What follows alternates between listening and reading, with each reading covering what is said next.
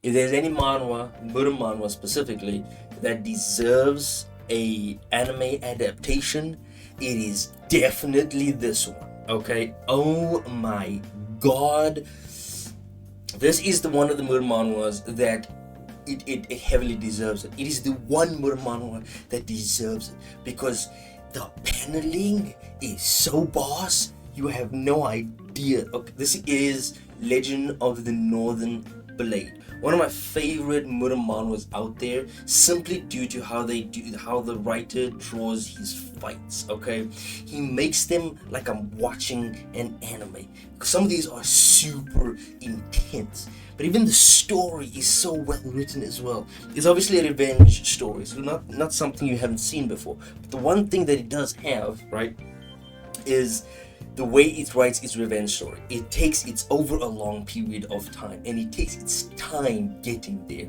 There's so many different other moving parts, different sects, different characters that are part of this world. There's even a whole organization that has destroyed our main character's organization, right? And he's killed his father right in front of him, right? And then they kept him away from all sorts of martial arts for the longest time. He cannot train anything. It's insane, right? But then, as the specific event happens in the very beginning of the story, where a lot of characters die or are they're very injured, and they survive that attack, but main character also is perceived to be dead. And so, you know what he does? He trains that martial art that he was learning that's only in his sect, right? There's a lot to that.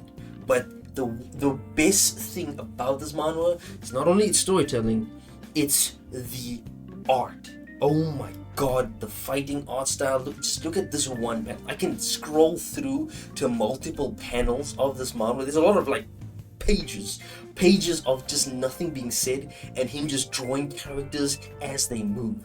If this was given like an anime, right, and it was given the same animation as that one Chinese anime, bro, oh my god, this would be top fights of all time. I'm telling you, it would even trump Solo Leveling. It trumps Solo Leveling in its art style when it comes to fights, specifically when it comes to the fights. When it comes to like the story, there's a little bit of change. Like just look at these two panels, right? Here he is, and then the two panels in the way that they draw the slow fights, and then it just keeps moving. There's no dialogue in between. It's not like they cut between panels of him standing in front of him and then clashing with him. It's first panel of where he disappears and then he's in front of him and then clashing with him. You know what I'm saying? There's a lot of the way that they're drawing these fights, the way that the person who's drawing this fight is just doing a phenomenal job. And later chapters just getting more and more intense. The story ramps up. The other factions that we've heard about only start coming into play. The main character goes through a lot of things, right? There's a lot of like introspection into the main character. There's a lot of other characters that get also introspection. There's so much in this particularly one manhwa that does a lot. It's a high recommend for me. But the one reason, and I'm saying this again because it is just that good, is that art, right? As well as good as the story is, the art is what sells this for me, right? There's so many good things about its art. And I said the fight scenes, right? But the fight scenes are just one part of it. Whenever they do anything else, it's like I'm reading Dragon Ball all over again, or I'm reading a really heavily fighting focused manga for that matter. And I've only seen it done really well in manga, but when I'm watching it in a webtoon and the way you're scrolling it down, it does it even better than Soul Leveling. Because yes, Soul Leveling had really cool panels with when he was fighting the really speedy dude that gives him invisibility after he beats him. Even when he fights that guy, the way that the panels worked when he was fighting him as they moved really fast, and so as you scroll down, you could see them moving in that direction like they would in anime when they're like zipping across the screen, you know, like in Dragon Ball when the two characters, as fast as they are just zipping, you just see them teleporting all over. It's sort of like that, but in a manga, in a manhwa format where you're like scrolling down. That's in here as well, but they go above and beyond that. They do everything else. The impact of attacks, the where the character's flying across the screen, but not actually, because every time I'm reading it, it's so intense. Even though it's on a piece of paper, it's not like I'm watching an anime. But at the same time, there's that feeling of like watching an anime, like with Solo Leveling, but even more so with the intensity and the grittiness of its art style. Because Solo Leveling fits the art style of the traditional manhwa art style. Like every other manhwa that you read later after you read Solo Leveling, they would follow that type of art style. There's a lot of manhwas that really do that. But the Muram style does not go in that direction as much. They do their own little art styles, and they all have a very similar art style. It's more like reading it straight out of a Three Kingdoms novel, and you see the art style in the Three Kingdoms novel. It's sort of like that, right? But in full-on comic format.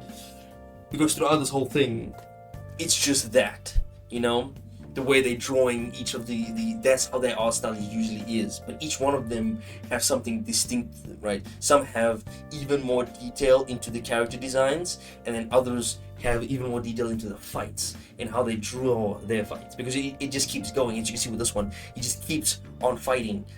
They don't even stop. It just keeps going. They even show how he's moving, and I know it's in other manhwas as well. But the way they draw it here is so intense. It's right in your face, bro. Like, the gritty nature of the art style is probably what makes it very intense, and they keep on going. The fight this is one of the earlier fights. It's not as cool. Once you get to some of the later fights, it just ramps up and just ramps up constantly. Look at this, man. They stretch it out a little bit so that you can see clearly what is happening, right? And they're talking as they're fighting as well. But then that's what probably hits the intensity. This is an earlier fight. I'm showing you a much earlier fight in the manga. But when they get to the later fights, and the way when he fights one of the 10 overseers, right? Was, well, not 10 overseers, but one of his sect members that betrayed his father, and he went after him. The fight between the two of them is so bombastic. The way he's moving his sword, the abilities he's using, and the way they made the entire panel. It's like I'm reading an anime, man. This is the one thing I love about manhwa, specifically modern manhwas. They love to draw their manhwa in anime style, like you're watching it. The only other manga that I've read that really does this is Ajin and Dragon Ball. Ajin is just top tier manga for me, but the way they draw their fights is just as good. Because when I was reading Ajin, it was like I was watching the anime. Do not watch Ajin. Read that shit, because it's so much better when you read Ajin. The same thing goes for Dragon Ball. Well, Dragon Ball you can watch, because that's where everybody watched Dragon Ball. But when you read Dragon Ball, the way Akira Toriyama drew the characters fighting over the panels. The only other one that does that besides Dragon Ball and Ajin was Dandadan. Dandadan also does that. There's literally a fight between these two different characters where he hit a ball, right, to attack the main character, and then it bounced off of the panel and then went straight back, and you can see as the ball is bouncing, you're following and tracking, and then he does another attack to him, grabs the ball again. It's such a good way of drawing it. But that's only a small part of how good Dandadan's drawing is. Even with that, this is still better. With how, even as intense as Dandadan is, this just ramps it up even more. This has to be the very first modern manhwa that gets an anime. Please. This got to get an anime. If you agree with me, leave it in the comment section below. You leave a like for this video if you really agree with me with that. Because good God, this needs to be an anime. Because it just does not hit any other ways. This needs to be an anime. If it does come out, they have to do it right.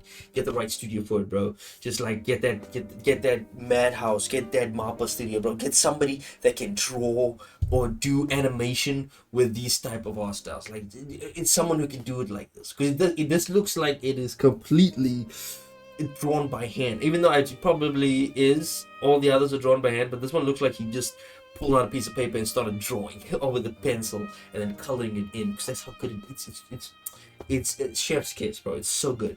Definitely needs an anime for sure, because it's the one manhwa that I would highly recommend they do an anime of. That's it. This manhwa specific.